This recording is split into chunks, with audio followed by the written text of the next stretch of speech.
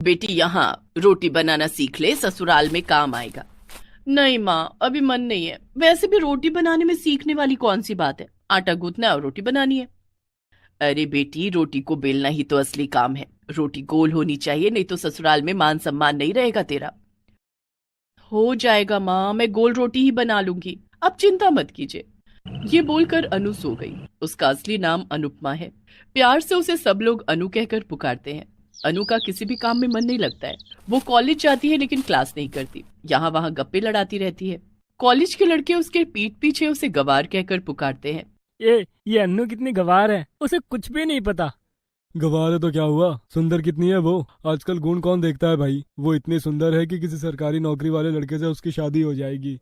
सच में अनु सुंदर तो बहुत है, इसीलिए उसे अपनी सुंदरता का घमंड भी है। अनु अक्सर कहती है, मैं किसी ऐरे गहरे नथु खैरे से शादी नहीं करूंगी, मुझे तो सिर्फ सरकारी नौकरी वाला लड़का चाहिए। कॉलेज खत्म हो गया और अनु कॉलेज में फेल हो गई। उसके पिता ने कहा, बहुत हो गई पढ़ाई बढ़ाई, अब तुम शादी कर लो अन्नो। वैसे भी पढ़ाई लिखाई में तुम्हारा मन नहीं है। ठीक है पापा, आप मेरे लिए सरकारी नौकरी वाला लड़का ढूंढ कर लाइए, मैं शादी कर लूंगी। अनु के पापा अनु के लिए लड़का ढूंढने लगे। अनु सुंदर थी, इसलिए उन्हें ज्यादा मेहनत करने की जरूरत नहीं पड़ी। अनु के लिए एक के बाद एक लड़कों के रिश्ते आने लगे। अनु ने एक अमीर सरकारी नौकरी वाले लड़के को चुन लिया। उस लड़के का नाम अनिमेश था। कुछ ही दिनों के अंदर अनिमेश और अनु की शादी हो गई। अनु ससुराल चली गई। उसने सोचा, अमीर घर में आ गई हूँ, अब तो पैर पर पैर रखकर आराम से जिंदगी बिताऊंगी। लेकिन उसके सपनों पर पानी फिर गया। उसकी सास मालती ने कहा, बहू, तुम्हें खाना बनाना आता है ना? ये सुनकर अनु ने अपने ही मन में सोचा, मुझे तो बस चावल उबालना आता है और 2-3 सब्जियां भी बना लेती हूँ, लेकिन ये सब सासू माँ को नहीं बोल सकती। अनु ने अपनी सास से कहा, हाँ हाँ माँ जी, मुझे सब कुछ आता है, खासकर चावल बनाना। मैं इतने अच्छे चावल बनाती हूँ ना। अरे नहीं नहीं, हम चावल नहीं खाते, हमें शुगर की प्रॉब्लम है, हम सिर्फ रोटी खाते हैं। रोटी? हाँ हाँ, अच्छी बात है, रोटी खानी भी चाहिए। हम सभी को रोटी खाना बहुत पसंद है, गोल गोल रोटी। तुम्हें गोल रोटी बनानी आती है ना? अनु मुश्किल में पड़ गई। उसने कहा, हाँ हाँ, रोटी बनाना किसको नहीं आता है। तो जाओ, हम सबके लिए गर्मा गर्म गोल गोल रोटियां बना कर लाओ। हाँ? कितने लोगों के लिए माँ जी? 10 लोगों के लिए। मेरे रिश्तेदार तुम्हें देखने आए हैं ना, सबके लिए गोल गोल रोटी और चने की सब्जी बना कर ले आओ। अनु रसोई में चली गई और चने की सब्जी चूल्हे पर बिठाकर आटा गूंथने लगी। आटा गूंथकर बेलन से रोटी बेलना शुरू कर दिया, लेकिन रोटी गोल होने की जगह टेढ़ी मेढ़ी होने लगी। अरे ये क्या, ये तो गोल की जगह इंडिया का मैप बन रही है। आए, अब मैं क्या करूं, घर में इतने सारे मेहमान आए हैं, सबके सामने मेरी नाक कट जाएगी। अनु बहुत कोशिश करने लगी, लेकिन रोटियां गोल नहीं बनी। कभी इंडिया का मैप बना तो कभी अमेरिका का। अनु परेशान हो गई, मुझसे नहीं हो रहा ये, एक काम करती हूँ, माँ को कॉल करती हूँ।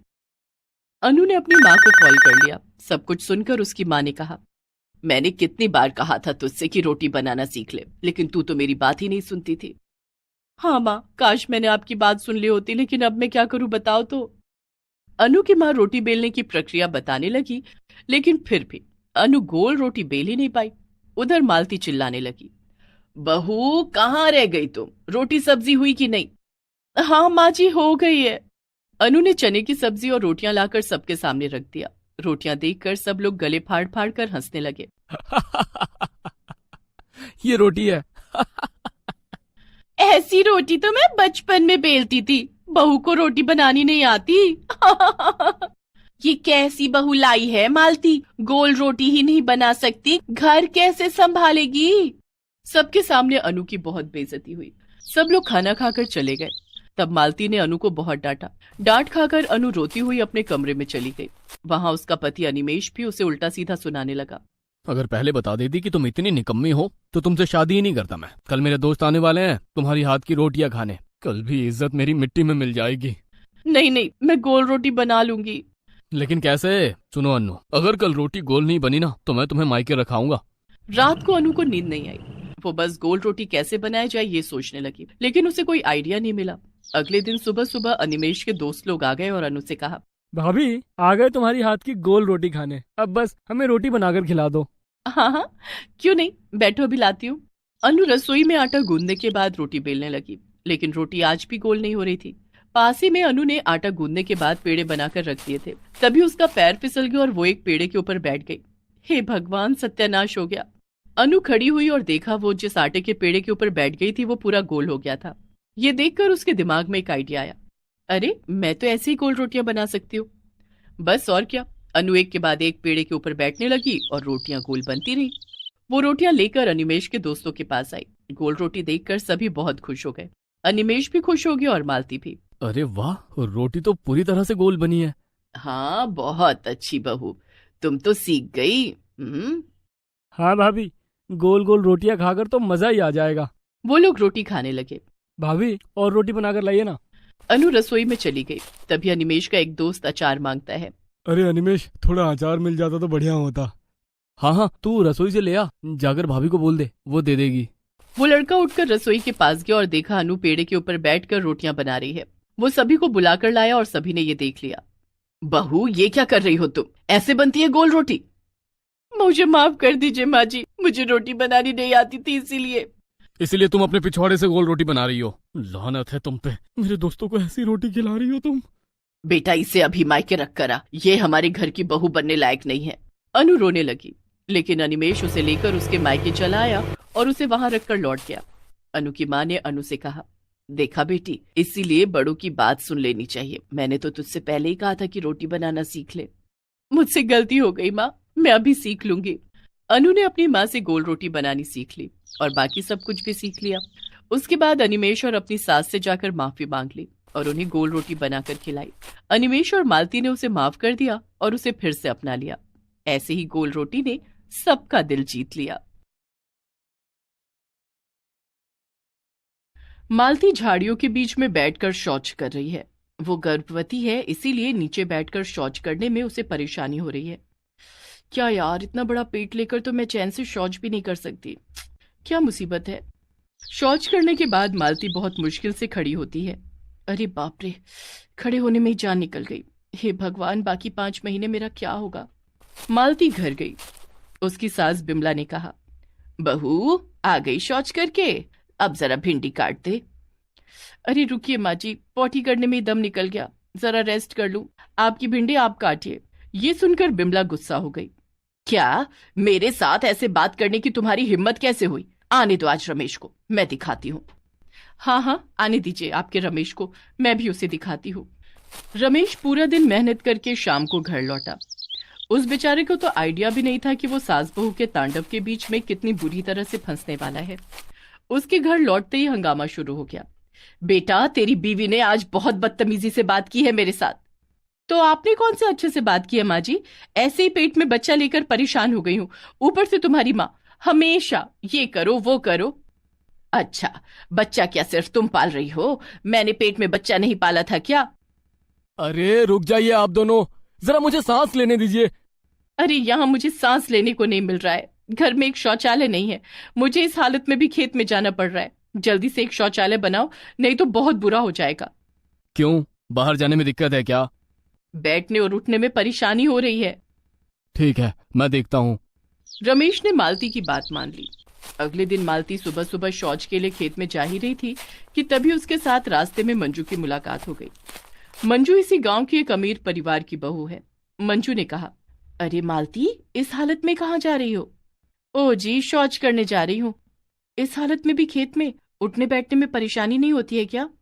होती तो है, लेकिन क्या करें। अरे मेरे घर चलो, हमने कमोड लगवाए है। कमोड? वो क्या चीज है? अरे चलो तो। मंजू के साथ मालती उसके घर गई और बाथरूम में घुसकर मालती चौंक गई। उसने जिंदगी में पहली बार कमोड देखा था। अरे ये तो बिल्कुल चेयर के जैसा है। हाँ, इस पर बैठकर तुम आराम से कर सकती हो, करके देखो। मंजू चली गई। मालती बाथरूम का दरवाजा लगाकर कमोड पर बैठ गई और उसे बहुत मजा आने लगा। इसे कहते हैं जिंदगी। आज पहली बार शौच करके इतना मजा आ रहा है, मुझे भी यही चाहिए। मालती को बहुत मजा आया। वो घर गई और रमेश से कहा, देखिए जी, मुझे कमोड वाला बाथरूम चाहिए। कमोड क्या होता है? वो चेयर के जैसा होता है, उस पर बैठकर हम कर सकते हैं। ये सुनकर बिमला बहुत गुस्सा हो गई। छी छी छी छी बहू, तुम में लाज शर्म नाम की कोई चीज है कि नहीं? इस घर को अपवित्र करोगी क्या? अच्छा, और घर की बहू खुले में शौच करने जा रही है, इसमें घर अपवित्र नहीं होता? नहीं होता है, क्योंकि यही परंपरा है। देखिए माँ जी, मैं पेट से हूँ, कमोड पर बैठने में मुझे आसानी होती है, मुझे कमोड ही चाहिए। नहीं, इस घर में कमोड नहीं आएगा। दोनों में फिर से झगड़ा शुरू हो गया।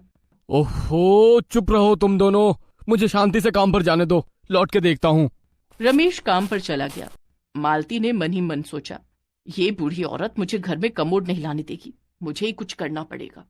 रात को चुपके से मालती उठी और बिमला के कमरे से उसकी चेयर बाहर लाई। अब मैं इसके बीच में छेद कर दूंगी। मालती ने चेयर के बीच में छेद कर दिया और सुबह चेयर उठाकर खेत में चली गई। वो चेयर पर बैठ गई और उस छेद से शौच करने लगी। आहा, कितना मजा आ रहा है। उसी वक्त वहां से एक बूढ़ा आदमी जा रहा था। उसने ये देख लिया। अरे बाप रे, चेयर पर बैठकर शौच कर रही है। हाँ, आपको क्या, मैं जिसमें मर्जी बैठकर पॉटी करूंगी, मेरी मर्जी। ये सुनकर वो बूढ़ा आदमी वहां से भाग गया। पूरे गांव में ये बात फैल गई। शौच करने के बाद मालती चेयर लेकर घर लौटी। उसने देखा बिमला घर के बाहर गुस्से से लाल होकर खड़ी हुई है। क्या बात है माँ जी, आपके गाल टमाटर के जैसे लाल क्यों हो गए? मेरे साथ मजाक मत करो बहू, मेरा चेयर लेकर तुम शौच करने गई थी। हाँ, आपने कमोड लाने से मना कर दिया, इसीलिए मैं चेयर लेकर ही चली गई। आपको वापस चाहिए चेयर? ये लीजिए। बिमला दूर हट गई। छी छी छी छी छी, इस घर का मान सम्मान सब कुछ डुबा चुकी हो तुम। नहीं माँ जी, मैं तो बस समय के साथ साथ चल रही हूँ। अभी कमोड का जमाना है, कमोड पर बैठने में भी आसानी होती है, कभी आप भी ट्राई कीजिए। छी छी छी छी, मेरे सामने ये सब मत बोल। शाम को आने दो रमेश को, मैं दिखाती हूँ। आपका वही एक डायलॉग, कुछ तो नया बोलिए माँ जी। शाम को रमेश लौटा। बिमला ने सब कुछ कहा। बेटा, इस घर में मैं रहूंगी या तेरी बीवी रहेगी, हम दोनों में से तू किसी एक को चुन ले। रमेश दुविधा में पड़ गया। अरे माँ, बच्चों जैसी बात मत करो। मालती, तुमने माँ के चेयर के साथ क्यों ऐसा किया? अगर तुम्हारे पेट में बच्चा होता तो तुम समझते। मेरे पेट में बच्चा डालकर तुम बड़े मजे से घूम रहे हो और मैं भुगत रही हूँ। ठीक है, कल सुबह होते ही मैं इस घर को छोड़कर चली जाऊंगी। मालती अपने कमरे में घुस गई।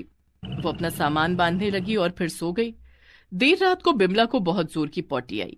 अरे बाप रे, मुझे अभी खेत में जाना होगा। बिमला जल्दी से बाहर गई और तभी उसके पैर में मोच आ गई। वो गिर पड़ी। अरे बाप रे, कोई है? आहा, मुझे उठाओ, कोई है? रमेश और मालती दौड़कर वहां आए और दोनों ने मिलकर बिमला को उठाया। गिरने के कारण बिमला के पैर में चोट लग गई थी, वो चल नहीं पा रही थी। मुझे बहुत जोरों की आई है, मुझे अभी करना होगा, नहीं तो कपड़ों में ही निकल जाएगी। लेकिन माँ, आप बैठोगी कैसे? पैरों में तो चोट आई है। अरे वो चेयर शौचालय है ना। मालती वो चेयर लाई और उस पर बैठकर बिमला ने शौच किया। उसे कमोड की जरूरत समझ में आई। बहू, मुझे माफ कर देना, तुम्हें कहीं जाने की जरूरत नहीं है। कमोड सच में अच्छा है। बेटा, कल ही कमोड ला और घर में शौचालय बना। मालती खुश हो गई। अगले ही दिन घर में कमोड आ गया और कुछ ही दिनों में शौचालय भी बन गया।